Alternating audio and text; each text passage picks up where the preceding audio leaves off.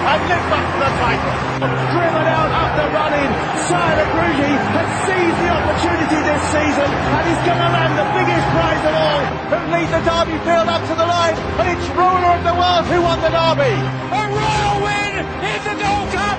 Estimate has done it. Estimate and Brian Moore has won for Her Majesty the Queen. It's Mono to win the National.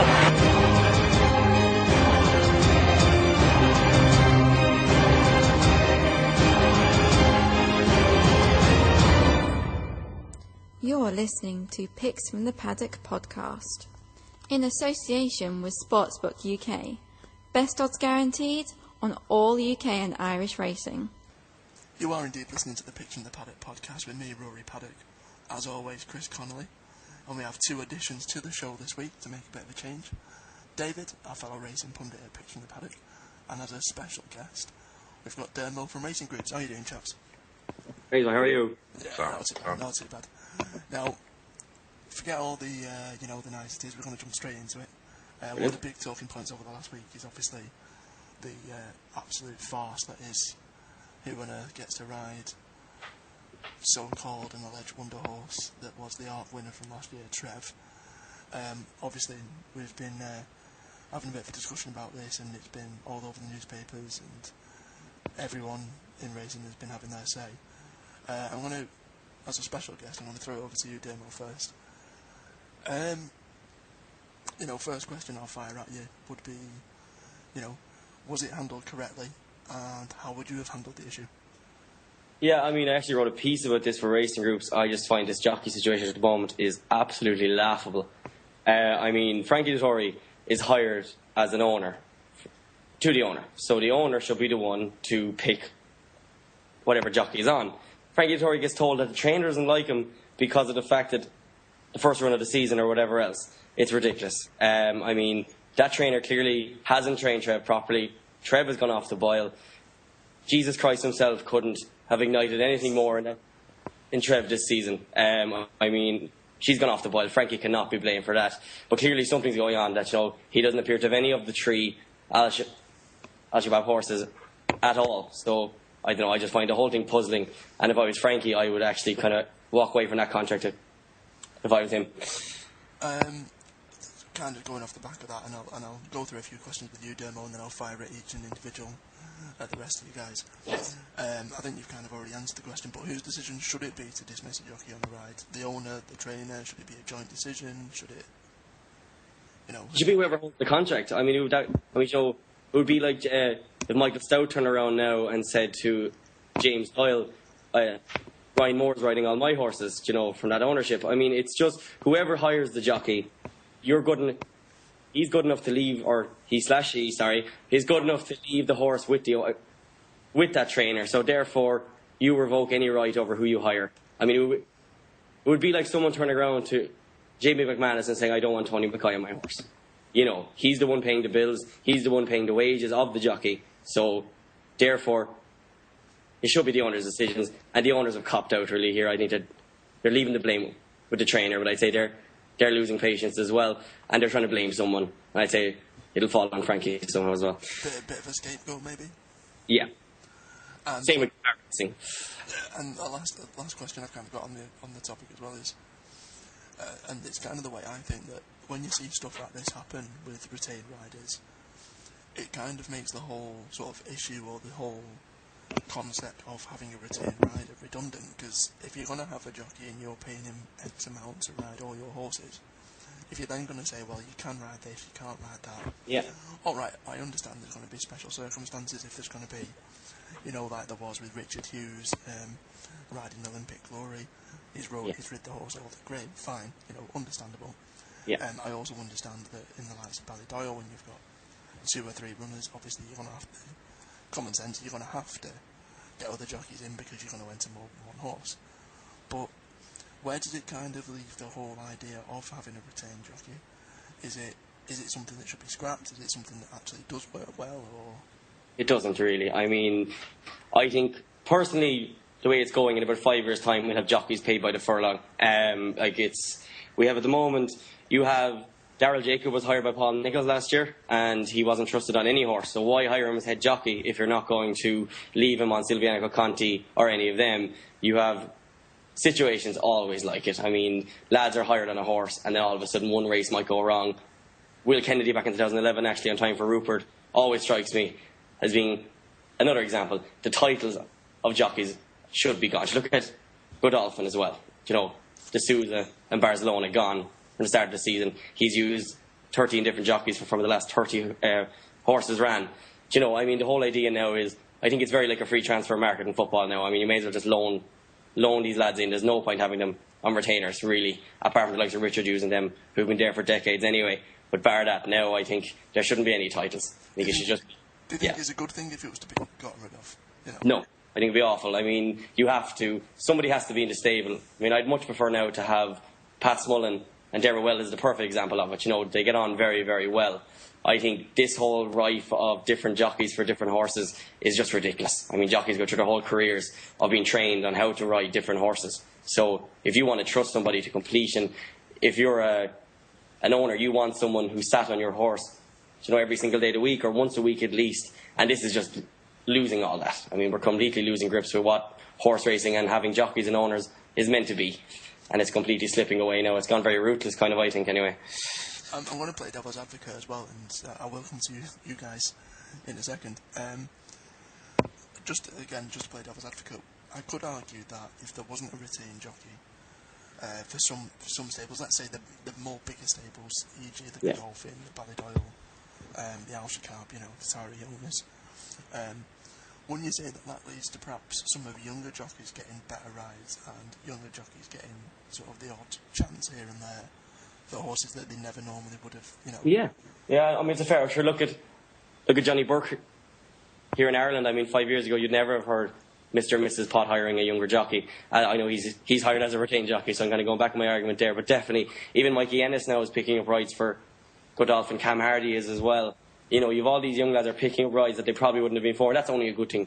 Of course it is. But I just mean, you know, at the moment, I think all the power's with the trainers. There's less trainers than there is jockeys. So I think the jockeys are in a horrible situation that if they slip up once, you know, if there's a mistake made, like if that was someone else than Joseph O'Brien now, if that happened to be Oisin Murphy, let's just say, just a pure situation, his first year with Aidan O'Brien and he was to ride Australia like that, would he be gone, do you think? I think he would, personally. I suppose. So, coming to you, David. David, I want to just rifle through the questions. You know, no doubt you'll probably end up touching on stuff that Denbo's already covered. You know, what's your opinion on the whole Frankie, Thierry Jarnet, Treve situation? I mean, was it handled correctly? How would you have dealt with it? Well, it wasn't handled correctly at all. Like, it was so in the media spotlight that it's ridiculous. Like, and to come out that it's the trainer's decision and all that kind of stuff. Like, it should have gone with the contract, as Dermo said. Like, Ashcab have hired the Tory to ride his horses.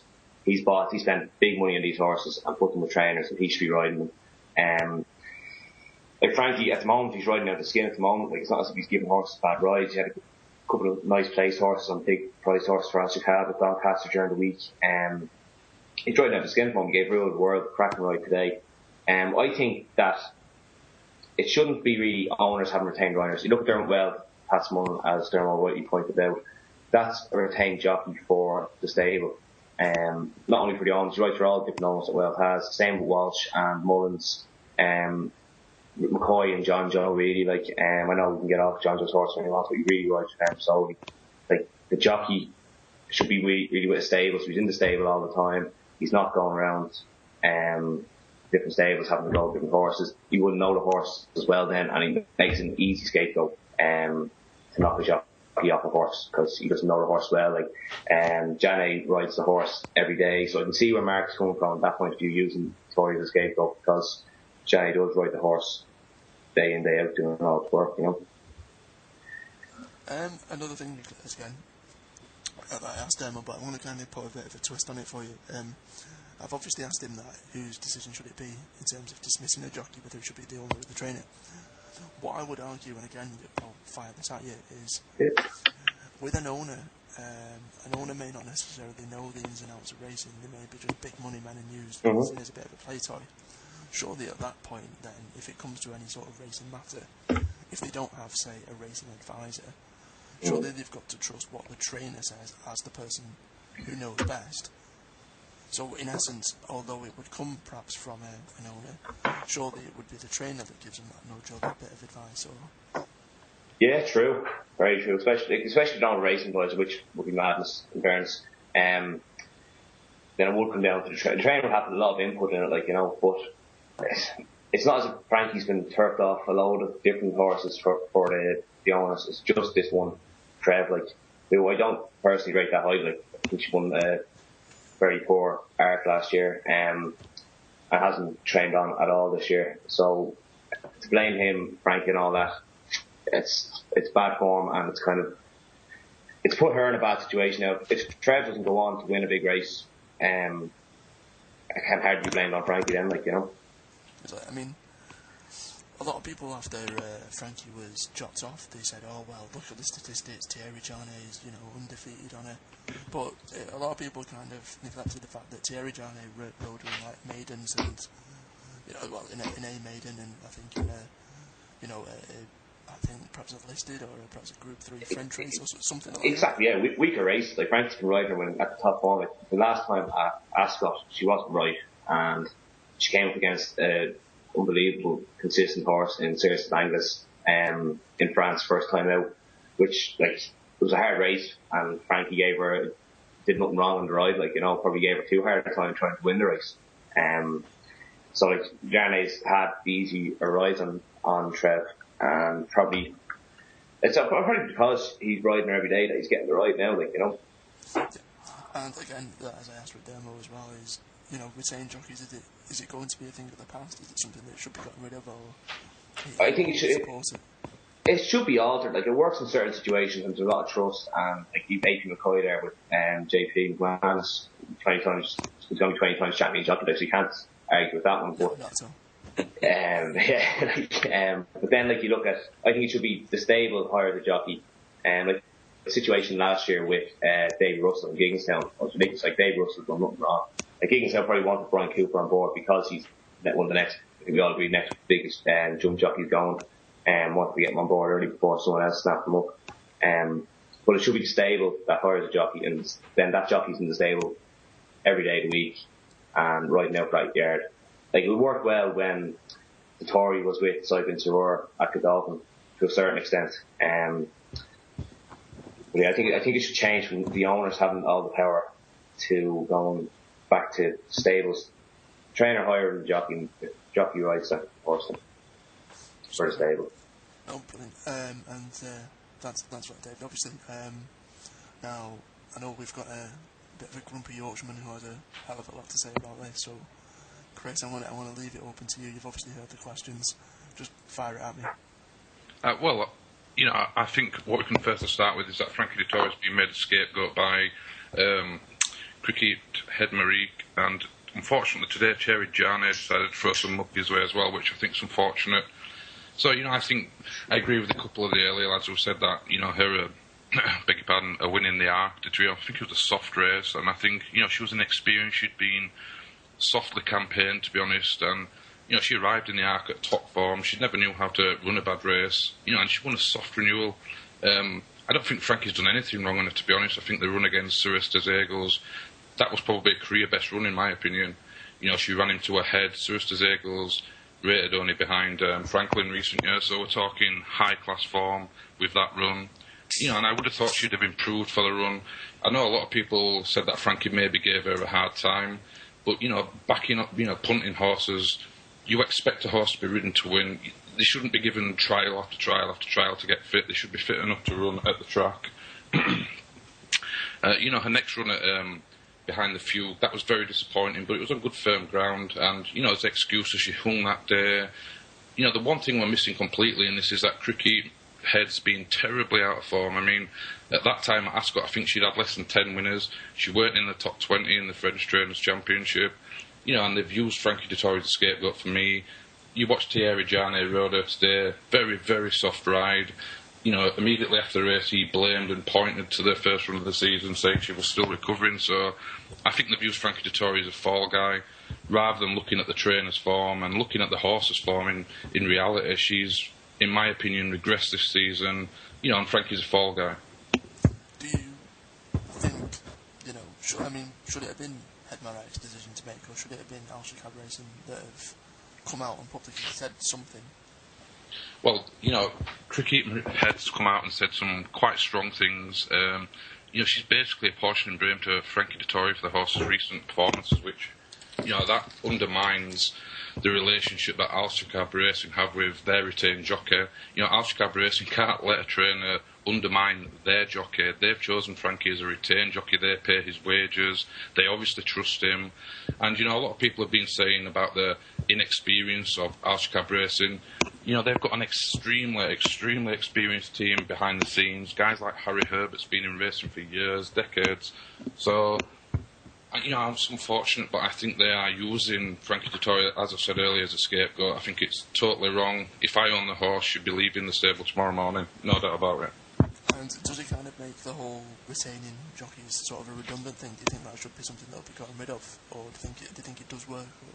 Oh yeah, it obviously works. I mean, we've touched on JP McManus and AP McCoy, but a couple of lads earlier, they talked about Willie Mullins, for example, with Ruby Walsh. Ruby Walsh just rides Willie Mullins' horse. Doesn't matter who owns them. He rides for the yard, so he's a yard jockey as such. He's not a retained jockey. He rides for the yard. But if you're going to put money into racing, and Alsha Cab Racing have put millions and millions of pounds into racing, if they want to have a retained jockey, it should be their decision. And, for me, if I were a big owner, that's what I'd want. I'd want one jockey who rode all my best horses because I trust this jockey. That's the whole point in having a retained jockey. One thing I'm also going to ask you guys, sort of on the matter, that's kind of linked to the arc this year as well, is do you think this could possibly be a bit of a blessing in disguise that Frankie's been jocked off Treve, who is a horse that seems to not really be in its, the form of what it was last year? Could he now end up picking up a better ride? I mean, I'll throw that over to you, Damo. I think he could. Ruler of the World is one that's really intriguing me at the moment. I mean, 14 to 1, 12 to 1, the prices that be banded around. They say he won a Port Derby, which is probably true. I mean, Don Approach, the trainer, didn't want to run Don Approach in that race. It was as famously known. But, I mean, if you look at even Davy Russell in the Gold Cup last year, he wouldn't have been on Lord Windermere, bar the fact that he was sacked as Gigginstown jockey. So it has happened before.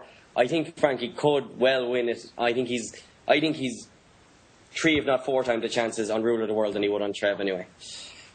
Is that something you probably agree with, David? Or?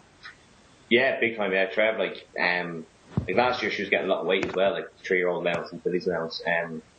Ruler of the World probably solid enough horse now. He's trained on. He looks as if he's trained on. Like he had a decent enough run. Maybe a bit disappointing in Maidan first time out, but to win today. It was very impressive, coming back from a big break. Is he guaranteed to get the ride on Ruler of the World? Is it been confirmed yet? I'm not sure, because I know Alsha Cab Racing only own 50% of Ruler of the World, so because I know Joseph kept the ride in Maidan. I'm not sure what Joseph maybe the ride was, but he kept the ride in Maidan, so I'm not sure if it's definitely going to be Frankie's. So now Ecot, the other horse that Alsha Cab will have in the race, will be ridden by that jockey, that stable's jockey, namesake Bastion, I think is it. So I don't know, but I'd be much happier on Ruler of the World than I would be on Treve at the moment. Anyway. Is that something you'd agree with as well, Chris? Yeah, 100%. I mean, like I said earlier, for me, Trevor's regressed this season, and you can use Frankie as a scapegoat as much as you like. The horse still hasn't been winning, so I'd much prefer to be on Ruler of the World. I think at the odds 14 to 1 is, it's double the price. It's a ridiculous price when you consider, especially the way he rode and won on it today. So I'd much prefer Ruler of the World, but the whole situation stinks for Frankie. I think, if I was him, I'd be bordering on walking away from it. You're listening to Picks from the Paddock podcast. Want to own a racehorse? Pay as little as £10 a month and join Picks from the Paddock Racing Club. Get involved and own a winner. Now, obviously, over the last week, guys, we've had, not just the trials and tribulations of the Treve debacle, but we've had actually some really decent racing. Obviously, we've had it over in Ireland over the weekend, but over 4 days. This week, we've also had Doncaster St Ledger meeting. I want to throw it open to you. I want to go to you, David, first. obviously there was a plethora of, decent horses that ran. Which horse impressed you the most over the 4 days, and why? The one for me, take out of it, would be Altakira, in the Irish Cap Cutters, ironically, and under Frankie. Koyashi won the race. Altakira finished third, but I think Altakira travelled like the winner.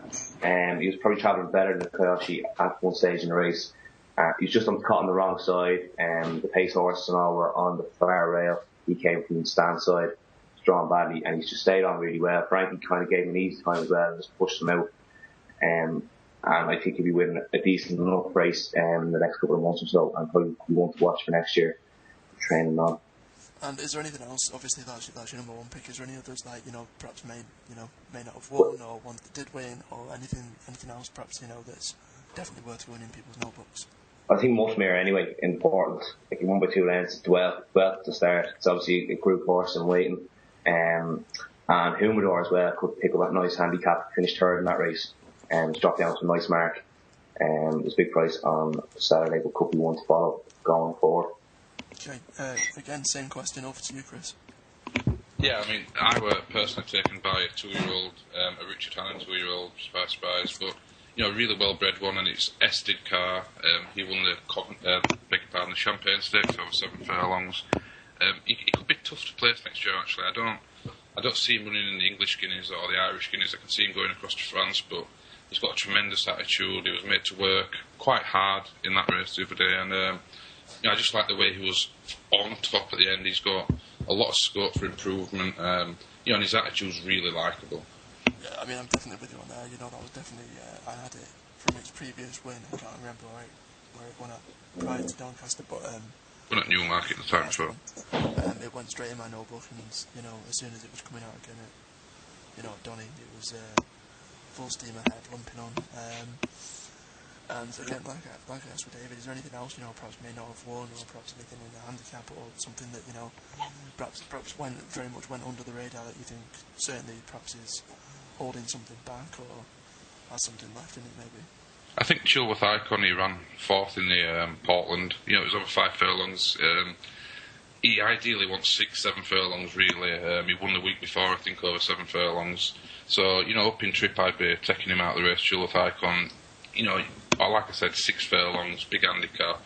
He's got more scope, he's got more to come, and Mick Shannon can do a little wrong at the minute. So I'd be watching him definitely. So I'm going to be an absolute arse here now and just correct you. Chilworth Icon actually finished 5th, and the only reason I know that is because I backed the actual thing. 5th by 3/4 of a length. Goldrian was 4th. So just rubbing that in. I wish I did go 4th, but no, never mind. And I'll jump in. I'll give my 2 penneth as well. One that really impressed me. I'll second what Chris said with Estacar. Really impressive, obviously. Won on the Saturday, the first race on Saturday. Richard Hannon. I think that's got a fantastic year ahead of it next year. Where it goes is probably going to be the big question. Another horse that I liked was a horse that won the Park Hill. Silk Shari. It was Luke Camoni's horse, but it won it by 5 lengths. It looked brilliant. I don't think the race was much, to be fair, but what it beat by an absolute mile. I think there was talk of it going to the sheds now for breeding, but I think there was a bit of an on-air Channel 4 debate between Mr. and Mrs. Kumani about perhaps racing for it again. I know that I think the following day when they spoke to them, I think Mrs. Kumani had her way and basically convinced Luca to try and supplement the horse, and what they've actually said. And don't get me wrong, I don't have the 30 grand to stump up, but then they said that at least the horse, if someone with enough cash and 30 odd grand came along to be able to pay for a supplement fee for it to run, I can't think off the top of my head what the race was, but 30 odd grand for a supplement to, it could be theirs for the day. Now, I don't have 30 grand, but if I did, it'd be,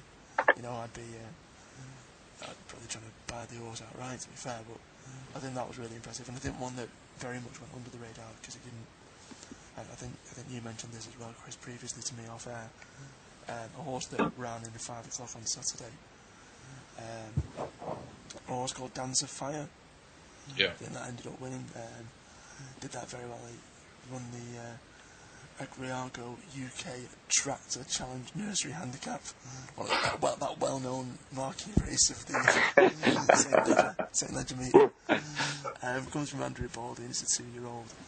I think there was a lot of horses that we liked that came out of there as well. So that'd be my selection, my handful to kind of stick in the black book for a future, for the future.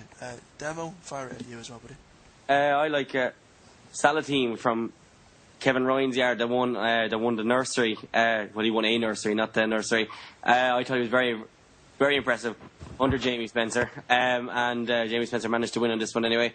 And basically, Kevin Ryan had very high hopes. He's a very, very shrewd trainer. When he said straight away afterwards, he's putting him away. He'll put a winter over his back, and they'll be aiming at high races for him next year. I just thought after that, he immediately went straight into my notebook. As well as that, obviously, Muttmere was just so impressive. And I also thought that Romsdal wasn't given the praise that he might have deserved behind Kingston Hill. I actually thought he ran an absolute blinder. I thought at a point it looked like Kingston Hill mightn't get past him, and maybe he might be one to win a middle, not obviously at the top table, but he might be one to win a similar type of race in the future. Yeah, now, something obviously that people don't know is you come from racing groups. Something that they run is every Friday and Sunday called Race Hour. And we've obviously been asking the guys on Race Hour for any of their selections as well. Guys that horses to take out of the 4 days at Doncaster. But before we get into that, I'm just kind of let you, for those that don't know what Race Hour is, can you kind of elaborate so our listeners can kind of understand what to do and how to get involved? Of course, I'd be delighted to. So, Race Hour is basically a community. It's on from 8 to 9 on Friday nights and 8 to 9 on Sunday nights, and that does change week to week. We kind of figured out that, I have my girlfriend absolutely heartbroken with talking about horses all day. So, people are on social media. They don't have somewhere directly to just talk about horses. So we've developed the Race Hour. You log on with the hashtag Race Hour. You look at our Twitter page, which is at Racing Groups, and we just throw out about 10 to 12 topics, and people talk and argue and call each other every name under the sun during it. And it just is basically, it's very like, 4 or 5 friends sitting around in a pub having a chat after a match. And it's we go through everything. You have on Race Hour, you have people who go on about the lineage of horses, and then you have, the smaller things like, what's a bridle? And it's every aspect of racing, and we welcome everyone. And it is just a bit of crack on a Friday and Sunday night, basically. With that in mind, obviously, we've used some of Race Hour's questions that we've thrown, the questions that we've asked the guys just now out to the sort of general public and general racing fans. What I want to do after with me and Demo have picked 3, kind of just at random. Andrew O'Brien at Born a Devil. I think, it's safe to say that 2 of the guys have already touched on this. Muttmere stumbled and showed a great turn of foot. I know, but 2 of you still, you threw that up, without being prompted. Chris, is it one that you rated? Yeah, you couldn't fail to be impressed with the horse. I wouldn't say going into a tracker sort of thing or a notebook, because, we all know about him, and he's likely to be, plenty short enough in the betting whenever he moves up to Group 1 company or Group company against the older horses. So, it's a big year for him next year. I'd respect him, but you might want to watch his first few races to see, how he copes. Yeah, I think that, I think the saying cat's out the bag very much with that horse. I can't think there's going to be any great deal of value in it running next time out. Don't get me wrong, I'm sure it'll probably hold up again, but, I couldn't see it being anything bigger than, say, 5 to 2 perhaps. Yeah. And the last one that we got thrown out was by Sam Prix. He threw up a winner that was on the 11th, and it was the first day. It was it wasn't the winner. It was just double check. No, it was the winner. Yeah, commemorative. Won the maiden stakes. Charlie Hill's obviously flying at the minute. 17 runner race, 2-year-old. Surely you'd have to be impressed with that. David, I'll go with. Yeah, actually, I watched that race. We was very impressed. We picked up well, and you could not be impressed by it. We definitely on the tracker next year because the train's on. Always prominent. They went to go quick that from memory as well. So it looks like a decent maiden, and could be good winners coming out behind it. Definitely one to follow going forward. You're listening to Picks from the Paddock podcast. Stay updated by hitting that like button on our Facebook page and follow us on Twitter @PixPaddock. Obviously, we had those 4 days of great action at Doncaster. Noticeable, the race, the big marquee race on the Saturday was the St. Ledger. Kingston Hill won it, as I'm sure you would have seen by now. We're going to have a bit of a rundown of the race, give our thoughts, give what we think will happen from this point onwards. I want to start with you, Chris. I want to leave the floor open to you to pretty much brag as much as you want. Is Kingston Hill the one you gave a chance leading up to the race? Yeah, I mean, I've been giving him ever since he won his maiden last season. Really fancied him in the Derby. I was absolutely devastated that Australia came about, but he could have got on at big enough prices. And I think he's a good character of a horse. He tries really hard, and he was the obvious one. He was a class horse coming from the Derby, going to the Ledger. So the ground was a little bit questionable, and I'd have loved a bit more rain. I'd have been much more confident then, but Antepost, I couldn't have been any more confident with Kingston Hill, and it makes the form of the Derby and Australia's form, for example, look pretty strong. I mean, I'm going to take this opportunity to also give a bit of a shout out to yourself and Pitch from the Paddock as well. Obviously, a bit of vested interest in that. We gave it on our podcast, a couple of weeks ago now. Well, you gave it, and you managed to convince me. A couple of weeks ago, you also wrote a newspaper article on behalf of Pitch from the Paddock that was published back on, I think it was the Monday or the Tuesday. You gave it there with the headline Kingston Hill to win the St. Ledger. And also I've got to give a shout out to the guy who did our TV tips on the Saturday, Gary Morland, who also gave it on the Saturday. So, alright, it was the favourite, alright, it wasn't it wasn't a 66 or 100 to 1 shot. But we gave it 2 weeks in advance, and a bit of a congratulatory pat on the back for us. I want to go to the other two guys. Is it a horse either of you two backed, or did you go for something else on the day? Yeah, I actually lumped on him. I just thought by the form and by everything, by it. Whilst I did give Ramsdale, I think he is a horse that will do well in, medium enough races. Bar Ramsdale, Snow Sky is the most overrated horse, I think, in racing at the moment anyway. I think, he was put in his place by Eagle Top. Adelaide even hammered him that day. I don't rate Adelaide that highly myself. I just think, for a Ledger, well, visually, I loved the race. I thought as an actual, the actual form of it was very weak, and he did stand head and shoulders above it. I think that might be the highlight of his career, to be honest. I can't see him going to do an awful lot more now after that. And David, is it, again, same question to you, buddy, is it a horse that you went with, or did you decide to go against the favourite? I went against him. I don't really know why. I thought it was a bit short, given that he's been prepped so many times for races and then pulled out. I kind of lost a bit of faith in him and thought, I don't know, he might have been overcooked for this race. I kind of had it each way betting on it with Boyd, who I thought might progress a little bit more. Didn't turn out like that, but he did very well. He hung markedly left as well, coming fourth to the line. Towards the other horses, didn't do Snow Sky or Ramsdale any favours in that, but he was the class horse, and he looked like a natural stayer as well. So if he does train on next year, he could step up to maybe 2 miles even, and go for the Ascot Gold Cup if he gets his ground. I thought Ramsdale was a bit unlucky though, because he did get carried markedly left and probably lost about a length and a half, from being carried left. Again, I think you've touched upon it there, Mo, as well, with Ramsdale and obviously David as well. Was there anything other than Kingston Hill to take out of it? How would you rate the race? Was there enough in there to be really impressed, or was it just a race that you think Kingston Hill should have won anyway? Or? Yeah, I think that was the race he had to win, really. I think otherwise my theory was that Roger Berry might have lost the horse at the end of the season if he didn't win a big one with him. But I just think, I think Ramsdale, I don't know what he'll win, but he'll win something, a Group 2 somewhere, something like that. But Kingston and Ramsdale are the only two I take out of that race.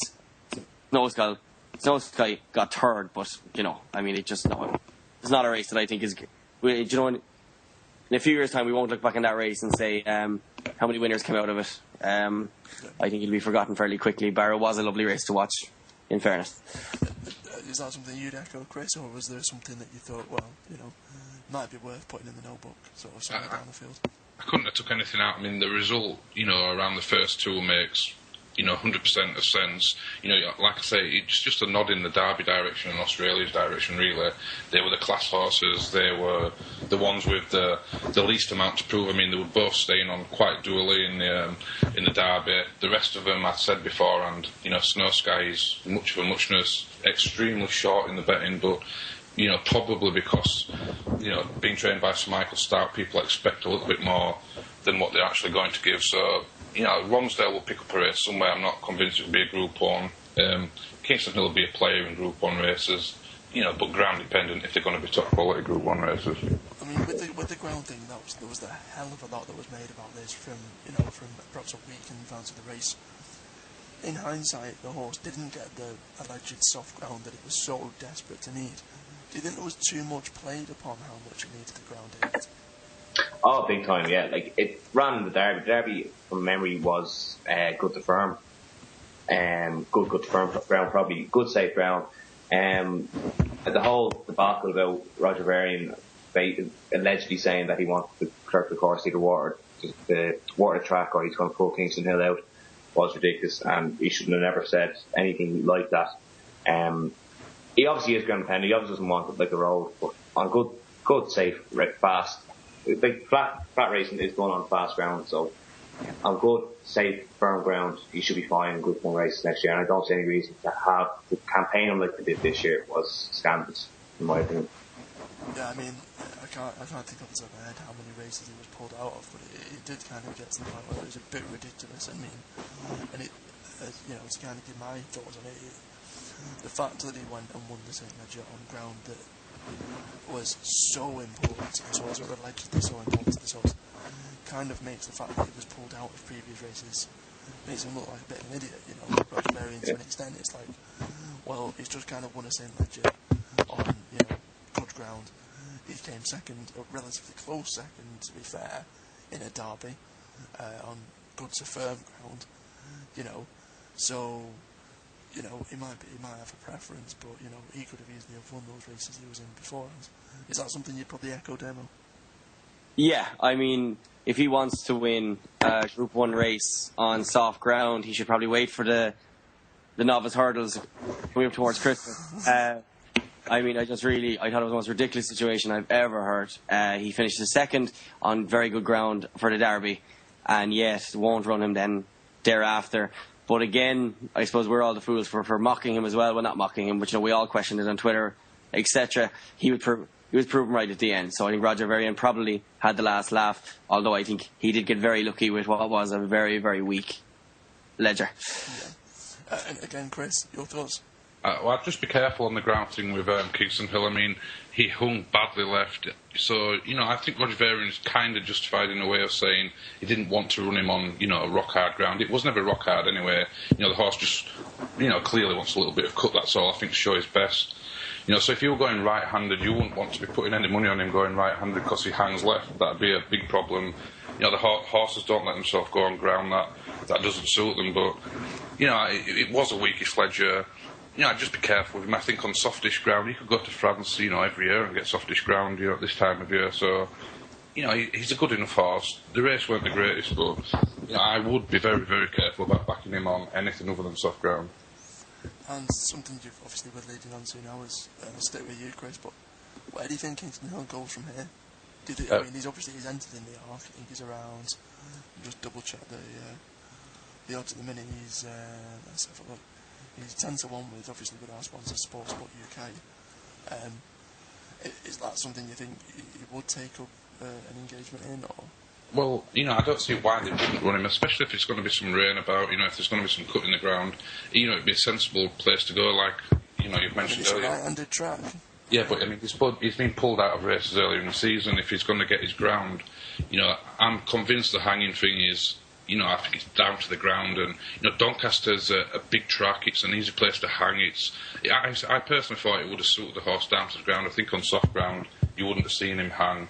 So I think, like I said, the ground to me is important to him. I wouldn't be too worried about him going right-handed, so long as there's a cut in the ground. And what about you, Demo? Yeah, again, I wouldn't be overly worried about it. I just kind of think, I wouldn't be going I wouldn't be swaying towards him, basically. I don't. I like him, like the horse, lovely attitude, but again, I'm going back to Rule of the World. I take Rule of the World over him as well, to be honest with you. Do you think he will take up his ARC entrance? Do you think we will see him entering his tournament in the ARC day? I think it's very similar, him in Australia. I think if Australia gets good ground for the Champions Weekend at Ascot, he'll take it. And equally, if Kingston Hill gets his ground at Champions Weekend, he'd probably take that as well over the ARC. I think it's all, when you're waiting for ground, I think if you get the ground for the race you're entered in, you'd be silly not to. If it turns up good by some miracle of God in the Champions Weekend, I could imagine he would go for the ARC then. Love that. And as Roger, where is he going to be training on for next season, or do you think he'll be off to the sheds? I would imagine he'll train on next year. That's just my indication for it. I think they'd like to win. Something like the King George might be up his alley, but again, I'd say it all sways towards Australia. If Australia trains on next year, I wouldn't see the point in training on with Kingston Hill. I'd go sheds. And David, again, same question to you, buddy. Where do you think Kingston Hill goes from here?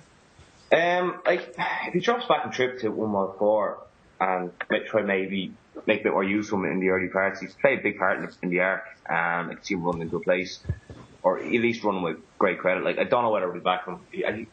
He is genuine and all that, but he's just not. He doesn't do anything for me really. I can't never bring myself back him. Even before the Derby, when there was a lot of talk about him, the trainer and all that were giving it the big one. I couldn't go near him. Especially at the price. I don't know. It's just something about him I don't like. You're listening to Picks from the Paddock podcast in association with Sportsbook UK. Best odds guaranteed on all UK and Irish racing. Okay, away from England and away from Doncaster, we obviously had fantastic racing over in Ireland for 2 days over the weekend, at both the Curragh and Leopardstown. Fantastic group racing, loads of horses, big name horses, the likes of Australia, the next big thing, John F. Kennedy from Ballydoyle as well. Gonna have a look at the races as well with the guys. Again, just as we did with Doncaster, was there anything out on the 2 days that you guys were really impressed with? I want to throw that open to Dermot first of all. John F. Kennedy has to impress you. John F. Kennedy again, he was just surreal. I thought, just with the ease, he took it. I definitely think he's looking like he'll be the actual Derby horse. And then you're looking at Glen Eagles as well. Then he came out and he won the Vincent O'Brien Stakes very, very well. I just have an indication. I'd like to hear what David thinks about this as well.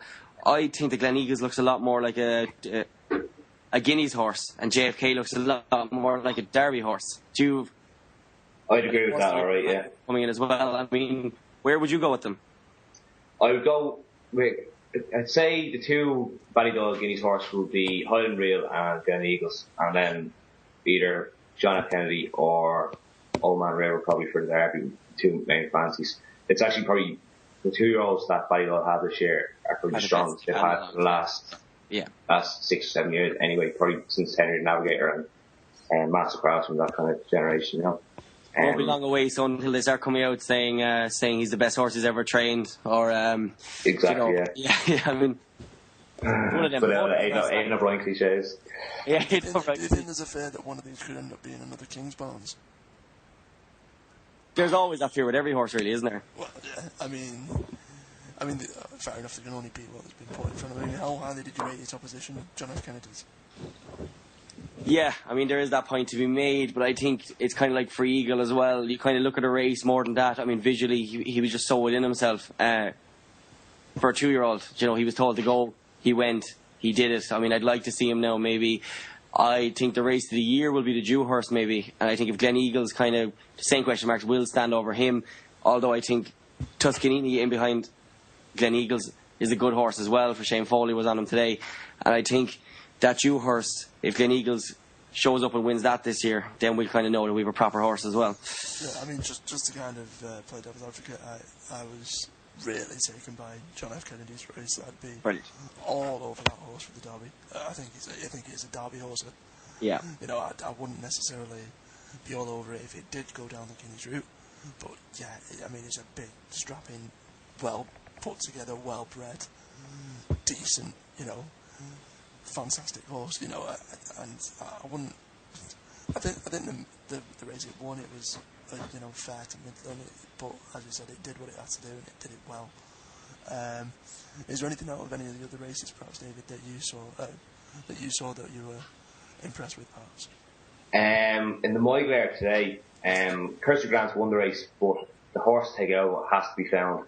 Second start, it won probably going to be a poor maiden, but it missed the break, came from off a slow pace from the very back and won without Jamie Heffernan going near him, basically on the bridle, and ran well today in the second start against a really good yardstick in Kirsty Grant, and can only improve and looks certain for 1,000 guineas. So I've already actually backed him today for 1,000 guineas next year. Her today, sorry. I think she looks like a proper superstar. And Chris, I know there was one that you were really impressed with that won over the weekend in Ireland. Can you just elaborate as to who that was?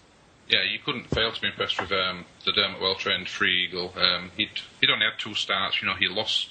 He was very well fancied, actually. It was odds on to beat Australia as a 2-year-old, beaten 6 lengths in that race eventually. But there was clearly something wrong because he's been off ever since. And he returned in it was a poor race for me, a poor Group 3 race. The form, I don't think will add up to much behind, but he won by 7 lengths. He absolutely routed the opposition. And Dermot Well came out afterwards and said, it's like a team playing without their best player. That is a big enough hint to me that he's going to be going big places. Another one I was really impressed with was Bow Creek. Again, I'm not convinced of how strong a race he won, but he won the Celebration Mile beforehand. And he was allowed to start at 8-1, which I thought that was an incredible price for a Mark Johnson improver. I think he's definitely one to be taken out of the race. Very good attitude under pressure. A lot of people questioned whether he could win if he didn't lead. He didn't lead, and he wouldn't get taken over. I was very impressed with his attitude, and I think he's definitely going places. Yeah, just ask the other guys as well with the Dermot Wild horse. Where do you think he goes from here? I'd love to see him in the Arc. I'd love to see if they did it. I think he's going for Champion Stakes. That's what Dermot Well said after. John Ascot. I mean, how much would it have to be supplemented to enter the Arc? 40, who seems to be looking? I mean, do you think would you fancy his chances now after what's happened to Australia to perhaps overturn Australia? I don't know. I mean, if he couldn't do it when he had a race over him, I don't know if he'd do it again. Now I know as Chris did say, an injury did rule him out for it.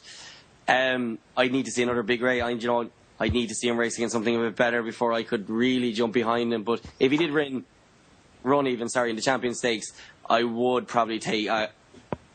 I'd have a small bet on him as well, I think. Probably a fancy enough price as well. Just on Free Eagle, he had a stress fracture at the start of the year, which kind of scuppered his chances of running any of the classics. But he's come back from that, and I wouldn't be backing him Antepost anyway. I'd wait until the day to see him come there, because Dermot Well said himself after the race that he's had his problems, and you never know, he mightn't get there. You have to see how he comes out of the race.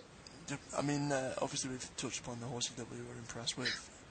I may kind of know the answer here, but is there any horses you weren't impressed with or really let you down? I'm going to throw that to Chris first. Well, I think we can all look at Australia and say it was disappointing. I'd say disappointed. I'm not really disappointed with the horse as such. I was disappointed with the circumstances of its defeat.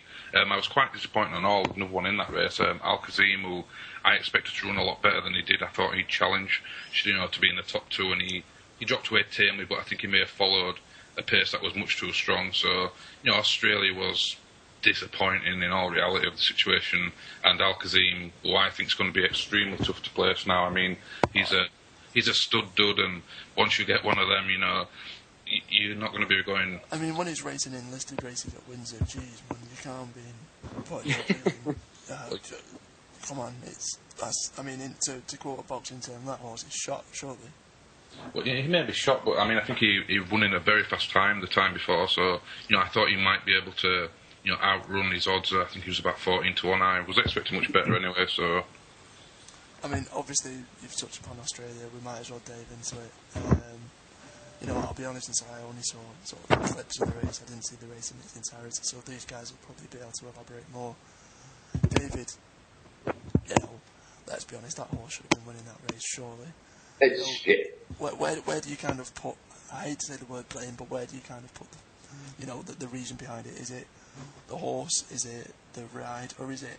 And something that's sort of been muted a little bit is the fact that the Great Gatsby came up under a really good rise from Ryan Moore. They got his tactics spot on to beat a horse that no one expected to lose.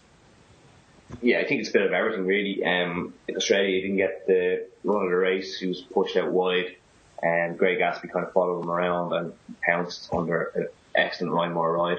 He did it on Tapestry against the group as well, and just pipped him. Joseph never stopped riding the horse. He didn't think he had it won or in the bag, and he was whipping him all the way up to the line. I just think Australia, he had to go early to kind of. I think Joseph nearly got afraid on him. He knew he was on the best horse in the race, and I've no doubt in it that Australia was the best horse in the race. And if they meet again, Australia will beat him comfortably, in my opinion. But Australia, he kind of had to go on Australia when he did. I wouldn't put massive blame on Joseph. I think he knows himself. He didn't do himself justice at all. And you can tell by the reaction today from Aidan O'Brien and something at the races that the whole team were devastated. They were not expecting to be beaten at all. No, that's all. I mean, don't get me wrong, Great Gatsby's a good horse, but compare the two, and you'd look at the betting, and the betting was as it should have been. Dermo, would you echo those thoughts? Or? I would definitely. The one thing I have to say though is that Richard Hughes' comment when he got off the Grey Gatsby at York really interested me when he didn't say that the Grey Gatsby was a mile off him. He simply said, he got first run of me. Now I know Richard Hughes can be quite bullish in his comments anyway, but that did interest me, and it was the fact that Ryan Moore didn't change the tactics really. He did exactly what Richard Hughes did and played an exaggerated waiting game. But I just think that the judgment, 2 derbies and everything else, they take it out of a horse, and I really do think that Australia found absolutely nothing, and I just think he literally emptied under him because Joseph had that moment of panic. You could see it in him a furlong out, and I think maybe going 7 horses deep or whatever he didn't help the cause, but I wouldn't be blaming Joseph wholeheartedly, being honest. I just think it's one of those things in racing. Yeah, and Chris, your thoughts, buddy? Yeah, I mean, it's harsh just to blame a jockey, and you have to take into consideration, winning a derby can take a lot out of a horse. I mean, there's been horses ruined winning derbies, the likes of Motivator and Authorised, they were finished after winning their derbies, but, you have to look at Joseph O'Brien's ride. He has to be, it was an untidy ride, it was a messy ride. He was pushed far too wide around the bend, turning in, and I think he panicked at that stage. I think he thought he had to catch the leaders. He didn't trust that they were going to come back to him. The difference between Ryan Moore, of course, was, Ryan Moore knew they were going to come back. He was super confident they were going to come back, and he challenged at the right time. I agree with something Dermot said earlier. It was interesting what Richard Hughes said afterwards, after the Juddmonte, where he thought that Australia got first run. But, the defeat, there were other things in the defeat, but, the man to blame for the defeat, unfortunately, Joseph O'Brien, definitely cost the horse the win. It would have won, if he hadn't have panicked. The panic cost him the race. Great ride from Ryan Moore. If they run against each other again, there's no question Australia, turns the tables again. Australia's a fantastic horse. He's had a tough season. We can put this down to a mistake, and hope that Joseph O'Brien moves on, but, it was a costly mistake, and, he just has to be a little bit more thoughtful in what he's doing, the knock machines, and, he should be looking after him a little bit better than he did, in my opinion. With that in mind, what you've touched upon as well is the fact that the horse could be a little bit, to coin a phrase, a bit shot-worn from his previous excerpts. Do you think it's wise that the horse runs again this season, and if so, where do you think it's going to go? Well, I wouldn't have thought he'd be out again unless the ground was, absolutely perfect for him. I think if we were to see him, I'd be surprised if he turned up in the Arc. I think he'd probably turn up at Ascot for the Champions Stakes. And if they can get a nice little break into him and, revitalise him, I don't think it'll have done that much to his confidence, to be honest. I mean, it was just a defeat, that's all. It was a defeat that shouldn't have happened, but, I wouldn't be giving up on him. He's a very, very good horse, and, we just hopefully we see, a little bit better all round next time. And Dermo, where would you take him? If he's, hypothetically, if he's your horse, would you race him again this year? And if so, where would you be hoping? Yeah, I would. I'd go to Champions 6 as well. I think he can silence a lot of critics. I think the race happened. That's all we can do now. We can move on from it. That's all Joseph said he can do as well, is he can't replay the race, so he has to just stroll on past it. Basically, I would go there again. I think he'll beat the Grey Gatsby again when they meet, and I just think, there's nothing else really there at the moment to beat him. I don't personally believe anyway. And I think if he went to the Arc, he'd be running the risk of doing what Camelot did and just completely destroying yourself. I think he's better off to maybe go for that. But if the ground doesn't turn up good, I just put him away for the summer or for the winter and see what happens. I think he's going to the sheds anyway. I don't think he's coming out as a 4-year-old regardless. And David? Yeah, no, he won't be coming out as a 4-year-old. There's no way. Like, it's son of Galileo and Ouija board. Way too valuable. Yeah, exactly. Yeah. There's talk from going to the QE2, which would interest me. I think he'd do well. He could probably make more of the run over, and he's got the pace to win at a mile. Like we've seen that from the Guineas. I don't know. I actually think he would have won the Guineas if he raced on the same side as Night of Thunder and Kingman.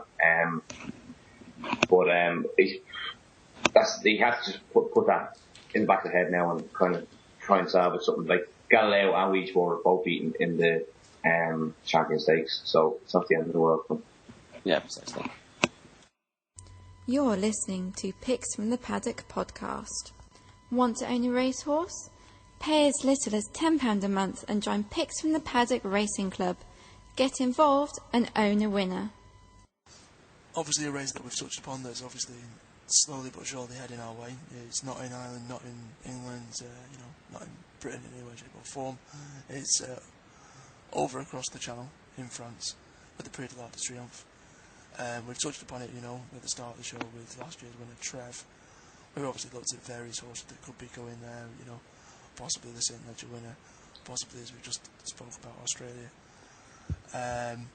Current favourite, if we bring up the odds from Sports.uk, I think we've got current favourite there of Tagruda at 5-1. A question that I'll throw at all of you as well is, is she the worthy favourite? And if so, is there any value in the price that she's got at the minute at 5-1? I'll throw that over to David.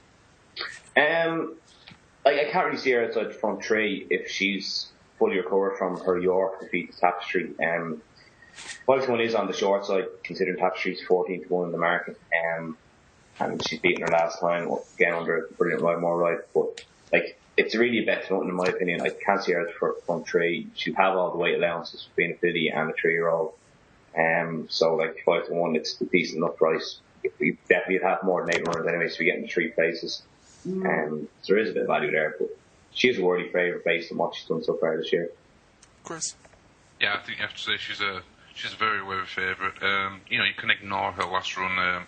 Again, I think jockeys played a big part in that race, but she'd had some tough races before, so I'm willing to ignore that. You'd want her to be fresh, obviously, and over them exertions, but it's very, very difficult to see how she doesn't come in the top 3.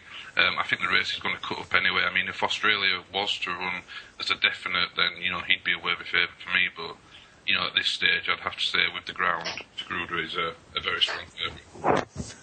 Dermo? Yeah, worthy favourite, but I wouldn't be backing her personally. Myself anyway. I think the King George absolutely killed her. I think the same thing happened with Telescope. You saw the way he ran behind, not that he should be getting near Australia anyway, but he should have ran a lot better in the judgment than he did. I think that race took an awful lot out of him. I would be going towards the Japanese horse myself. I wouldn't touch Tagruda anyway, personally. And obviously this is what a lot of our listeners will obviously tune in for, is seeing whether or not we can actually unearth a bit of value, unearth some sort of Antepost bet that no one's thought of. We've each got, for argument's sake, a tenner. You can have that, a £5 each way or £10 on the nose. I'll throw in a stipulation, the horse has to be 8-1 or bigger. Where's your money going? I'll start with you, Chris. Well, if Kingston Hill turned up, I'd expect the ground to be on the soft side. I think his confidence will be at high. I genuinely think he's a good horse, especially if he gets his ground. I think at 10-1, that's pretty outlandish when you consider a lot of these might not turn up. Another one would be Rule of the World, who's 14-1. I think he's a very underrated horse. I think, the Derby he won last year was, bang average, but, he won well enough today, and, he interests me. I think he's been aimed at this race. It's been all systems arc, and, I like horses like that. I like horses with a target. Some of these have had hard seasons, but Kingston Hill and Rule of the World would be, exceptions to that rule. Dermo, I'll fire it at you. I know you're a big fan of the Japanese runners at the minute. Explain why. Yeah, I mean, Just the Way is very strong. He be the highest up in the market, but again, he's never won over that trip, so I'd be ignoring him kind of.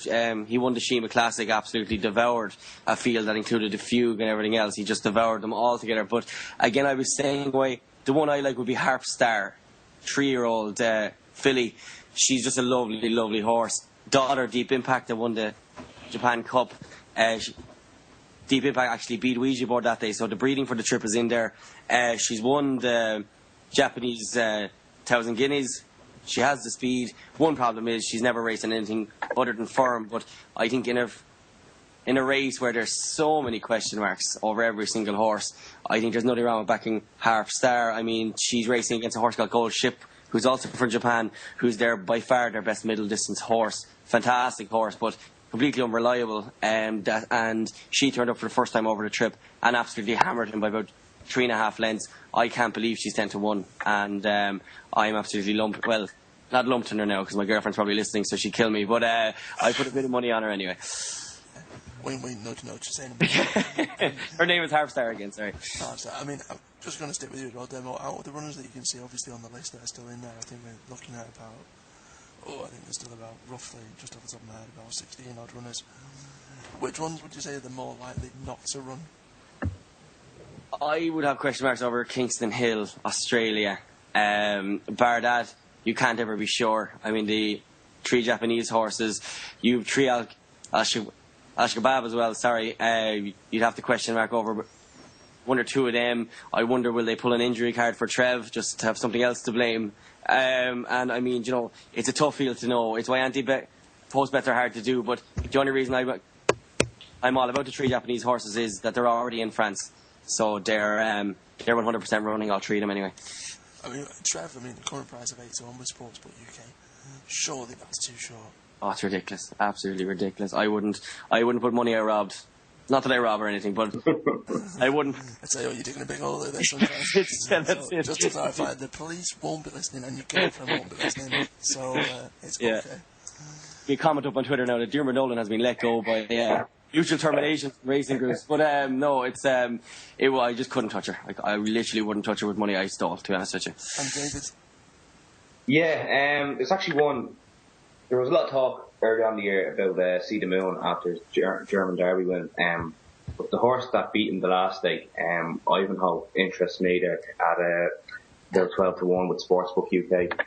He was very well regarded as a 3-year-old. Was unplaced though as favourite in the German Derby, but since then was a year off the track, came back with a nice win, and then won nicely last time out in Baden-Baden to beat See the Moon by a good few lengths, and it was a nice performance. He wasn't really pushed hard either to win that race, and he could be overpriced at 12-1.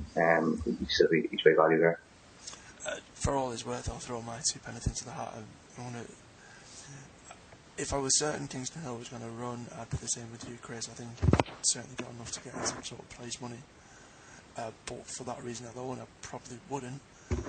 I think the only issue with another horse that I like is Tapestry. If Tapestry can beat Tagruda, and Tagruda's 5-1, 5-1 favourite, then,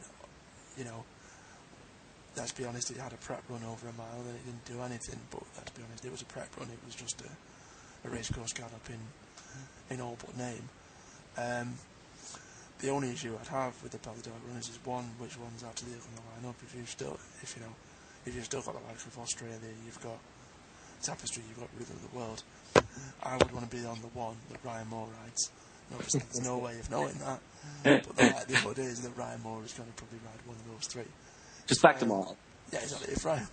If Ryan Moore ends up on Tapestry, I think at current price of 14-1, I think that's way overpriced. Not a guarantee. I think the race is ridiculously open because I don't think there's any guaranteed massive star racing in there. I think like we've seen in previous years of the Arc. But those would be the ones I'd go for. I mean, you know what? I'll stick with Tapestry. I know you've gone for Kingston Hill. You just run yours again. It was a Harp Star, was that? Harp Star, yeah. And I keep an eye out as well for Gold Ship. He's the most unreliable horse that's ever existed. He won a race now in Japan that's worth roughly £200,000. He's won it for the last 2 years.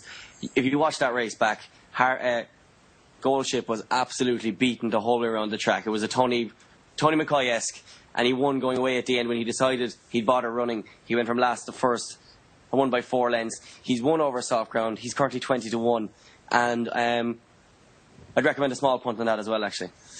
And just to double check as well, David, it was Ivanhoe, is that right? Ivanhoe, yeah, but I'd say the best of the French would probably be the one and second in the market there, Aver Sertan. He's got 6 months long, like he's unbeaten, I'm pretty sure. And he'd probably be best of the French anyway. Okay, so there's a few to kind of throw some money at. Hopefully, at least a few of them will be running, and hopefully we'll, fingers crossed, end up with an Antepost winner. Okay, folks, the last thing that we're going to end the podcast with, obviously, I'm sure we've bored you enough by now, but it's something a bit different, something that we're obviously going to give a bit of a trial to. Something that we've thrown out to a few of you guys, obviously over Twitter over the week as well as on Racing Hour, is basically your racing bugbears.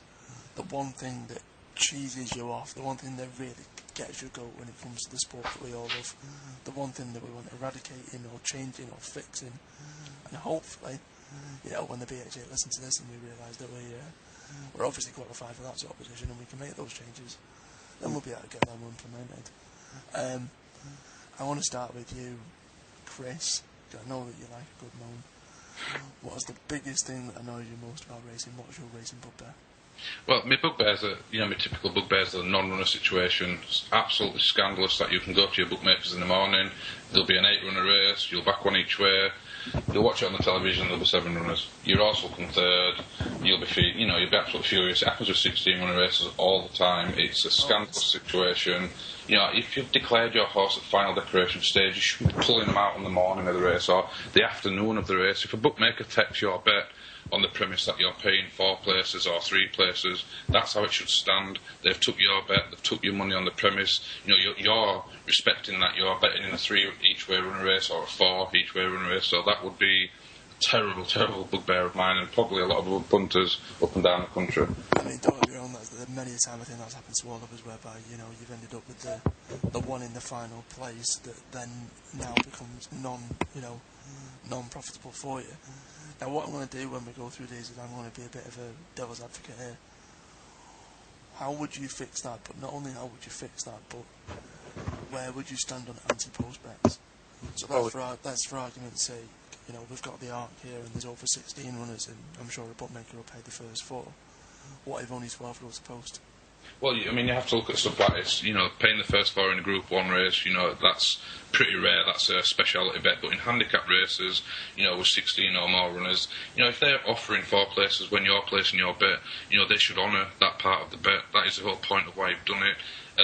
What do you do with trainers and connections of horses that pull them out? There should be a heavy fine to stop them doing it. Half the time you have a look and, you see a horse has not eaten up or something. You don't want to be seeing a horse hasn't eaten up as an excuse for a horse not to run on the day of a race. It should have been pulled out before then. The excuses are self-certifications. They need to be abolished. It's getting ridiculous. And, it puts racing in a very dark light. It can look pretty bad. It can look like it's an inside job to basically con the punters out of what they thought they were getting in the first instance. So they should honour the original terms. I mean, what I'll sort of tackle with that, and again, just playing devil's advocate, because I'm wholeheartedly behind you on this, to be fair. But what I would argue then is, where do you draw the line with whether or not a trainer or someone can pull a horse out? Do you run it? Let's, for argument's sake, Kingston Hill. Would Kingston Hill have had to run in those races, even if the trainer knew that he didn't like the ground, knew that it had conditions against it? And isn't that, in essence, also conning the punter by letting a horse run that now has no chance of winning, or a much lesser chance of winning? Yeah, I mean, obviously, without making it trivial, you have to have a little bit of give and take. I mean, you should know, if you're placing a bet, the likelihood of a horse waiting until the last minute to get its ground, for example, they are genuine punter risks. You know these before you place your bet, otherwise you shouldn't be placing bets. So, like I said, the fine, if they're going to wait till the last minute and say, we're not running, the ground has gone against us, then there should be a fine for it. You can't keep jeopardising races, the respectability of races, and basically annoying the people that run racing outside of trainers and connections of racehorses, which is the punter. David, what would you do about this? I'm sure you're equally as annoyed as most people are, but how would you tackle it? How would you eradicate this from the sport? I think there's a great opportunity there for a bookmaker to just come out and say, we will pay the places as advertised at time of your bet. Like Dice Paddy Power are always looking to be good PR people. If they had said, come out and say, you put a bet on with 16 runners, but only 14 go to post or 15, we will pay first 4 places. Maybe a rule 4, fine, you still get the 4 places, you're still getting your money back, you're still getting a good run for your money as you saw fit when you're looking at the card in the morning or the night before or whatever like that. So yeah, like there's definitely a massive commercial opportunity for some bookmakers to take that on. I mean, we've seen that it can be done. I mean, Antepost on the same ledger this weekend paid first 4 places and there was only 12 runners. So it's not as if it's an impossibility. Dermo, what are your thoughts, mate? What I do is, if a trainer does that, just take the horse off the trainer. No, I mean, what I do simply is, I do the exact same as David. I think it should be like a legally binding contract, and what you do at the time you place the bet, whatever happens afterwards should be regardless of what happens. I think, the bookie's offering 4 places. At the time you place your bet, you're taking that in good faith, and that should be there as well. I mean, again, like I said with Chris, not to be trivial, but surely there must be somewhere where you draw the line. Let's, for argument's sake, say there was a 16-runner race and there was an absolute plethora of horses taken out. Yeah. How far down the list of amount of runners do you get before you then say, well, actually, no, I do now need to change the list from a 4-runner? I'd go from 16 to 12 in that regard. I think if there's, obviously 4 non-runners is quite a lot, and you have to respect Ladbrokes for offering the 4 places from the 12 runners. I think that really was a very generous thing to do altogether. But again, it's a hard thing to know, because I think bookmakers at times are damned if they do and they're damned if they don't. I think if they refund bets sometimes and horses not leaving the stable, they don't do it. When a horse doesn't leave the stall, let's say, and Paddy Power refund one day and they don't the next, those punters are going back to them with open hands anyway, saying, where's my money? I think maybe a system where you could have the 4 place would get their money back as a free bet or whatever else, I think would probably be a better system in that regard. But again, it's one of those things, it's very hard to organise. I mean, kind of just touching upon something that we've discussed here is Cotite Glory, who ended up falling within a couple of yards of actually winning. Some bookmakers actually gave punters their money back for that. Yeah. And others didn't. Surely there's got to be some sort of standard ground that all bookmakers lie upon. It's a lack of common sense anyway. I mean, I've been saying for years, the thing I'd like to do is that, when a horse doesn't leave the stalls, bookmakers should have like a 50-yard rule or something, where your horse has to run 50 yards or something like that, and you take a point off your bet or whatever. But I mean, regardless of that, I can't understand these bookmakers that Paddy Power get retweeted about 100 times every time they do it, and yet other bookmakers just stand there, watch it happening, and don't bother paying out, and they get bad reputations then accordingly. I just think it's stupidity more than anything else, really. I mean, do you think there should be sort of like a set of 20 rules or regulations regarding horse racing betting that just is across the board? It's not a case of an individual making up their own rules and regulations. These are the 20 rules for betting on horse racing, regardless of who you bet with. Obviously, I know that special offers can be all up to the individual. Yeah. A code of ethics, definitely. I think there should be just small thing like horse falling at the first or something like that, where they could offer something back. I agree with David. It's a big chance here for bookmakers, I think, to be able to step in here and say, what, we're actually going to be nice guys. We're not going to do all these mad PR stunts and pretend to be nice guys when we're really out just to take your money, which is what they're out for anyway, really, isn't it? Oh yeah. I mean, so if you're listening to Sportsbook UK, we have a partnership with you.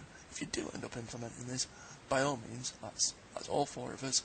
We'll take checks, cash, whatever. However you want to do that, that's fine. And I lose a lot of money, so I'd be a very good customer to have. Exactly. Yeah. Just like to put a final twist on that before you move on. When they do withdraw a horse, say from 16 to 15 runners, they reform markets if they're under 16 to 1. So, it looks from the outside looking in that bookmakers, not only taking away the 4th place, they also reform markets, or you're liable to have a rule 4. So, they need to be more friendly towards a punter, because at the end of the day, it's the punter who's getting cost. If you get a place, if you do manage to finish in the top 3 or the top 2 when they've reformed, you're going to get a penalty. So, you have to bear that in mind. That's the thing. Sorry, just one more point on that. Sorry, Rory. Just like, I don't have a problem if there's a horse that's declared non-runner at 9 o'clock in the morning and you've had a bet on it in a 16-runner handicap the night before. fair enough, that's just tough luck. But if the horse happened to me on Saturday, the horse was drawn around 2 o'clock. The horse races in 2 hours. I was there to put one down, thinking it's going to be a 16-runner race. And yet, you only get paid out 3 places and the horse went on to finish 4th. So, like, you've only got 2 hours there. You've already done your form. Like, it's too late in the day to change the markets and what they're going to be paying out on. That's what annoys me. It's the late withdrawals that really get my skin. I mean, with that as well, that we were talking about, is that the reforming of the markets as well, they're going to obviously make it biased as if that horse was never there in the first place. But obviously people have put their money in there, so in essence, you're making money for nothing. Another thing as well is, like you've said, that it should be so punter friendly. I hate to come across this with a massive sort of like sweeping statement, but if it wasn't for gambling and it wasn't for betting, we wouldn't have horse racing. Let's be honest, the amount of bookmakers that pump into horse racing, the amount that punters pump into horse racing, betting on it every single day, 364 days of the year, that could be from your big time, thousands upon thousands of pounds gambler to your one guy who puts on a 50p lucky 15, it all goes into the same pot, and the amount that ends up going to the sport is ridiculous. So if you're starting to turn people away, and people don't want to do it, and people think it's corrupt, and people think that it's unfair, and people think that it's against, to quote the phrase, the odds are stacked against them, then all they're doing is they're doing themselves out of money, because as a business, as bookmakers, they're not going to get that custom. It's going to ruin the sport that the people actually love, that want to see it in horse racing, because the funds aren't going to be there. And they're doing nothing but cutting the nose off to spite the face. But before I end up getting some sort of giant lawsuit, we'll end up moving on. David, what was your biggest bugbear, mate? That was it, really. But the other one would be the whole 48-hour declaration thing. Like, you're looking at a market formed 2 days before a race or whatever, and you go to put a bet on, and then you find out suddenly that there's 6 horses that have been declared for a race, but then aren't running in the race come the off time, and just completely changed the whole market and the view you would have had on things as well. Like, I know the jockeys and the owners and the trainers are all against it, so I think the BHA and the need to really have a look at that and kind of rethink their thinking there. I mean, is there any suggestions? I'll go to you, Demo. Is there any suggestions or best ways that you think would be to tackle that, or an alternative way? Yeah, I think maybe the whole 48-hour system just isn't probably working anyway. I think maybe you could leave it a bit more open. I just think, I don't know, it's frustrating me anyway, when you're looking up a race and you're trying to tip for a race, and all of a sudden the whole thing is decimated. You're losing your price, you're losing everything else. But I just don't see within the system now what anyone can do about it, unless they just change it to maybe 24-hour declarations or something else, and maybe increase the price to actually enter a horse now, so that it's taken a bit more seriously. Yeah, I suppose if you've got less to lose, then if you've got more to lose, then you're not going to swap around so much. Yeah. I mean, Chris, any words of wisdom as to tackling that one? Yeah, I'd echo that last point 100%. If you're going to charge more for them to go in to races, there'll be a lot less pull-out of races, but then we go into arguments of prize money levels, etc. So, it's a tricky situation. Personally, I don't see why they don't just go to the 24-hour stage. And like the lad before mentioned, charge them more to put them in the races to begin with. There's more to lose. Encourage people, trainers, connections of horses to run in the races, not to use them and basically see whatever else falls out, to decide whether you're running or not. Because I think that a lot of the time that's what happens nowadays. Yeah. Again, it's one of those, it ends up opening the kind of worms on it, but I think it should just be the case as, and it might be a bit simplistic of me, but if a newspaper is going to print a race card at a specific time the night before, I would argue that even at that point could possibly be the latest declaration stage, because then the actual information we get on the morning of the race is going to be as close to possible as it possibly could be. I'm not too sure on paper as to when it's printed, but if it was printed and distributed at say 2 in the morning, or even say midnight the night before, at that point, from that point onwards, markets can be formed for bookmakers. What people pick up on the paper the next day, it's going to be bar the odd non-runner, obviously, then that's going to be there or thereabouts and pretty accurate. And then everyone's singing from the same hymn sheet. Dermo, what's yours? Mine is the actual horse racing schedules. It just annoys me no end that you can go for 3 or 4 weeks in a year with no Group 1s, and then all of a sudden then you have a weekend like this weekend with the Ledger and the Champions Stakes. I know it's all fantastic, and the Champions weekend. I know it's brilliant to have so much good racing on the one weekend, but could they not share it? I mean, there's so many Saturdays as well where there's 3 or 4 Group 2s, 1 or 2 Group 3s, and then a Group 1. Couldn't they not move one of those cars to a Sunday to maybe, get racing a little bit more? Sundays in Ireland are quite decent, but Sunday in the UK's are dreadful for most of the year long.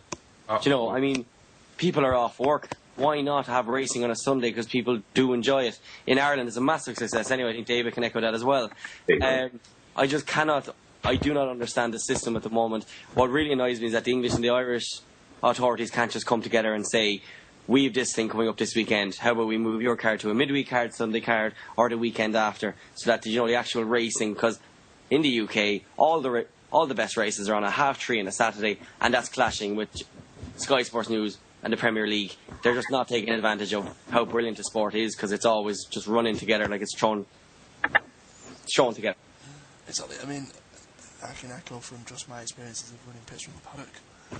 Sunday we used to run an article called The Irish Insider, where it was all Irish racing, because we knew on Sunday the decent racing was in Ireland pretty much every week. Yeah. It's, forget, a really small jumps card at Worcester and, a jumps card at Bangor that we've got. Oh no, well, we've got a couple of group races on the flat over in Ireland. I think we'll stick with that. And it worked, and that's what we did. I know that from David, who writes our Sunday articles as well, 9 times out of 10, it's going to be racing from Ireland because of the quality of the races. It becomes, let's be honest, sport as a whole is a massive thing across the UK and Ireland. And you know that football is king. It is, because that's the sport that everyone follows. And it's silly to put yourself up against it, because it's not going to work. Yeah. We've seen it with ratings in Channel 4. And you'll end up seeing as well, alright, I know it's the likes of Royal Ascot and the likes of Cheltenham, and I know that people are working, but it does work having midweek races, because the die-hard fans will go, watch it, and they will go. And on a Sunday, it's just common sense. Like, this weekend was great for a die-hard racing fan. It was good because you were bombarded, but at the same time, the negative side is, ideally this weekend, you should be a case of whereby the Ledger is the key for this weekend. That's a classic. Yep. But then it was overshadowed by the likes of Australian racing, some of the 2-year-old Ballydoyle horses. It was overshadowed by the fact that Leading Light lost, and poor old Kingston Hill, who's gone and won a British Classic, which is a massive feat, is overshadowed by the fact that something else in Ireland's happened. If you can compare it to sometimes when you look at, and again I only know this from being a racing fan and obviously writing articles for Picks from the Paddock, but sometimes you'll end up doing a Saturday's racing and you've got to pick, you've got to go through the TV races that we always preview, and some Saturday you just look at it and go, right, well, I've got a big handicap, that's the race of the day, and the rest you just forget. I might have a listed race that has 5 runners in, and that's it, and you just go, well, hang on a minute, like you say, this weekend, for the sake of a bit of common sense, it's something that could so easily be fixed. I think that's why it's more infuriating. Chris, what's your thoughts, mate? Yeah, well, we've touched on this subject before. It's an absolutely great subject, really. The schedule is an absolute joke. And, we can use the big meetings as an example. We have the Cheltenham Festival, massive meeting, starts midweek, and 2 or 3 weeks later we go to Aintree. You're just not giving racing fans or, the racing public the best chances to see the best horses running against each other. It's too congested, too close together. After Aintree we go to Ireland for their big meetings. So, we need to look at the schedule. We need to pan it out a bit better. There needs to be a good few months of a gap between these big meetings. And of course, like, we get to Saturdays, like this week we've got the Ledger, you know, the day after we've got a massive meeting in Ireland, or the evening, I beg your pardon. It's too much. You know, we should be looking to reward tracks, and whether that means going to smaller tracks to reward them with quality racing, it'll bring more people in. You know, the whole idea has got to be to grow, you know, make racing grow, get more people involved, and, you know, it's too much, it's too congested. We just need to look at the calendar and, you know, like I said, we need to get more people involved in racing. You know, midweek meetings, I think they're the way forward. Better quality midweek meetings, you know, instead of watching congested, stupid Saturdays where, you know, you just haven't got enough time to watch everything. David, final thoughts on that, bud? Yeah, I'd echo what the lads are saying there. Like, you have some Saturdays when you probably wouldn't, the highlight would be a listed race and there'd be 10 other meetings on right throughout the day from 2 o'clock to 9 o'clock that night.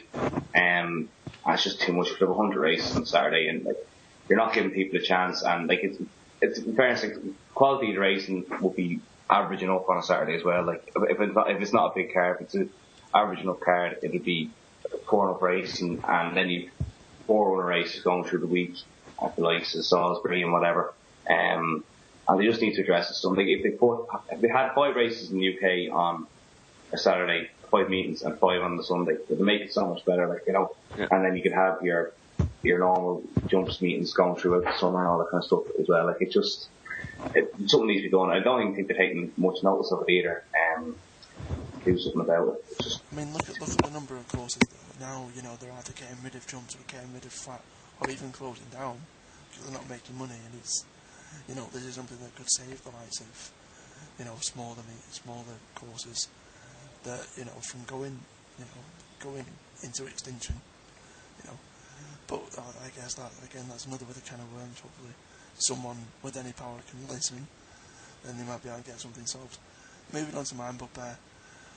My bugbear, I think, with racing, I think you've probably touched the pinnacle of the ones that I would go for, but to go for something different is how in this country we aren't always given the exact facts and figures of racing. What I mean by that, and I think Chris touched upon it way earlier in the show, the weight of a horse.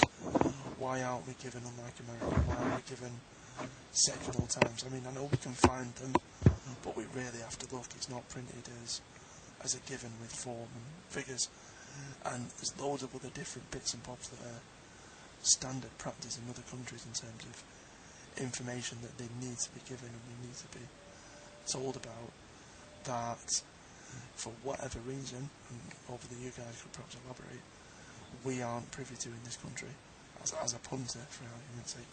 Chris, why do you think we don't get that info?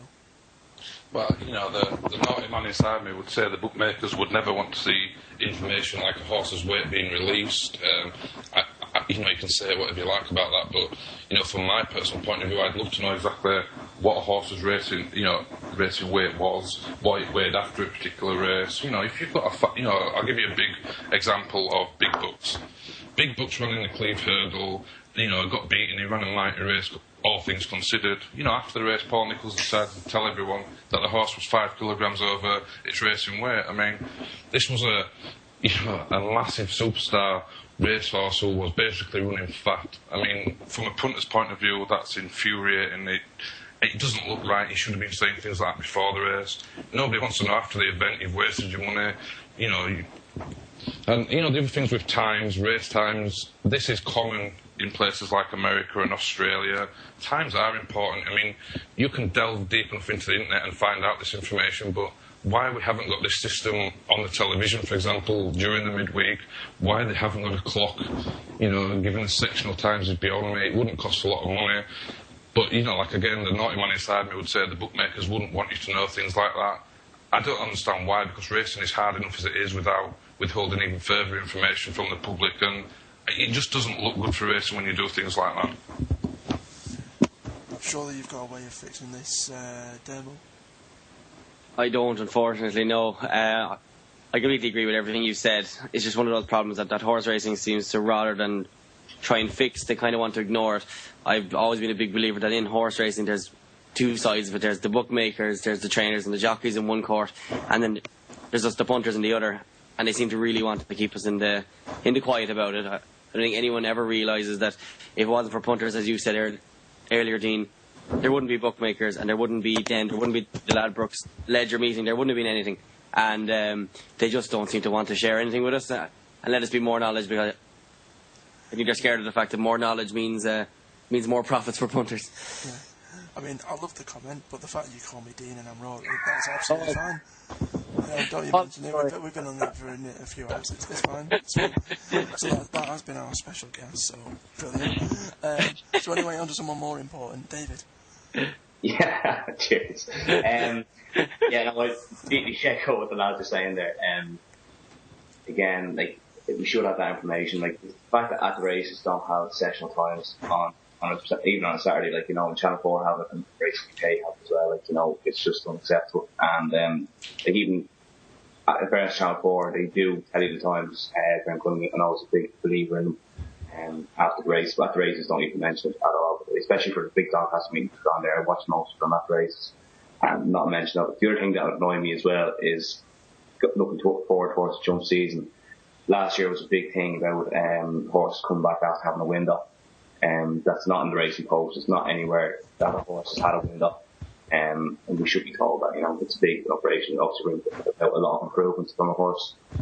So, yeah. And again, hopefully something can be done with that now. I'll give you a chance to redeem yourself now. Demo. Yeah, that's the one. Yeah, remember it. Obviously, this, just as we did earlier, we've used the guys on Race Hour to give us their thoughts and give us their bugbears. Fire one at us. Let's see whether or not we can delve into that a little bit. Yeah, perfect. So there was on racing groups on the Race Hour, there's even between 8 and 9. There was one come in from Baltic Blade, which is actually Baltic Blade Racing. I think they're in ownership. And one of them is actually quite funny. Is the owner's taking the horse off the lad, leading him into the winners' enclosures. It's just ignorance. I'll let you kick off. Thoughts? I think it's true. I mean, if your man's going to be working every day in the stable with the horse, just because you own the horse doesn't mean then on the day they win that you get to go up and take your man's glory away from him as well. He works 364 days a year with that horse, so if he's going to get a winner, if you let him lead the horse out, he has to lead the horse back in again as well. I think it's fairly simple, actually, in fairness. Yeah, no, I can see the point. I'm looking at this as if I owned a racehorse, I'd be all over that horse. Looking at it, hogging that horse, hogging the camera. I'd say, I mean, just as a suggestion, maybe even, you know, I know that through looking at possibly venturing into the ownership side of things, whereby, you know, you get certain quotas as to how much the head lad or lass gets paid as and when you have a race. Why not even a quota of a percentage of winning prize money has to go to the head lad and lass? That's very true. Yeah, that's very true. It doesn't have to be a lot, but, you know, let's say 2.5%. It might not be much, but it could be 50 quid, it could be 100 quid. And to a lad or lass, you know, give them their day as well. They've worked enough for it. Yeah. Chris, thoughts?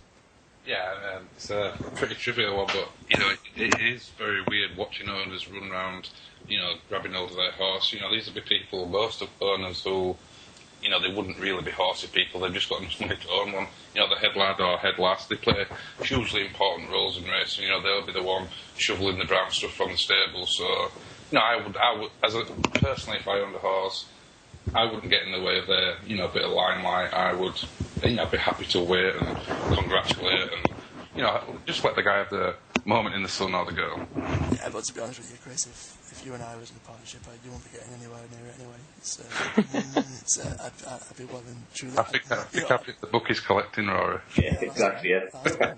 Fair enough. As long as you give the head lad a cut, then that's fine. Yeah, absolutely. I think that's a great point you made. I think, you know, giving them a bit of... I know they get financial reward and such things, you know, for the best turns out, and, you know, I'm assuming they'll get some sort of money if the horses win or place. I think, you know, a couple of percent it'd be lovely. It'd give them something to look forward to, and like I said earlier, they play a huge part in racing, and they look after your horse on a day-to-day basis when you're doing your thing at home, you know. Exactly. I mean, I hate to say it, but even looking at comparing it to the trainers, they actually probably do more for your individual horse than the trainer does. The trainer might have, 50, 100, you know, maybe even 200 in a yard, and that head lad or that lad or lass may have 2 or 3 horses they look after, one of which is yours on a day-to-day basis, and probably ride your horse as well. do everything they can to look after it. And I think, you know, if you really want to get into sort of this, they are probably the ones that look after your horse more so than, you know, look at the, like, I'm plucking figures out of thin area, but let's just pick a stable, say Kevin Ryan, who's got 200 odd horses up in Yorkshire. You're probably going to have 40 odd lads or lasses. They're probably going to do more for your individual horse if you own just the one than the trainer would. You know, the trainer will probably know his name and that's about it. You know. David, any thoughts? Yeah, just echo what you said there, Roy. Like, you look at Kevin Ryan yesterday, or Saturday even, yesterday, winning with Grey Gatsby, like, first prize and that was €590,000. Like, I doubt the lad who's looking after the horse at home.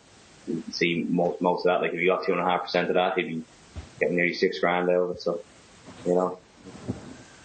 I not only that, but it's one of those things that is an extra reward for putting in the hard work and effort. Exactly, yeah. They're probably doing more so than the trainer does for that individual horse. What was the other one that was thrown at you as well, Daniel? There was one as well with the 48 hours declarations from our Twit Top Tipsters, which we've gone through already, causing havoc with non-runners, sped hours reading form, and then non-runners galore. That was from at the Twit Top Tipsters. Was there any others out there at all? There was one more from Andrew O'Brien as well, who said that his biggest pet hate is after-timers on Twitter. He said people that say they called the race, but you can't find any proof that they actually did. It's the old fisherman story, innit? Oh, I caught on this big, I caught on that big. To be honest with you, buddy, if you're too busy collecting from the bookies, you won't care what I said on Twitter. You'd be too busy taking wheelbarrows to Ladbrokes or whatever. The Ladbrokes, whatever, exactly. You know, I'll be honest and say, you know, we've all been there and kind of posted, oh, I should have done this, oh, I should have done that, I knew that I would have done this. But let's be honest, you know, it's the standard tale for every punter. Anything anyone wants to put in, anything anyone wants to put in on that at all? No, there was nothing else really. No. There was about 3 or 4 replies to that one, unfortunately, but bar those 3, they were all the normal ones anyway. With that in mind, folks, it's been another fantastic show. It's been great having 2 extra people on.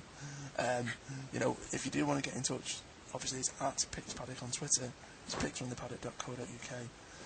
Obviously, it's at Racing Groups, and it's Race Hour every 8 till 9 on Friday, 8 till 9 on Sunday. So everything racing. If you want to email the show, just jump on our website and send us something as well. We'll read it out, we'll get in touch. Thanks for listening, and hope to see you soon. You're listening to Picks from the Paddock podcast, sponsored by OLBG.com, your dedicated racing podcast. Visit picksfromthepaddock.co.uk, all you need for racing.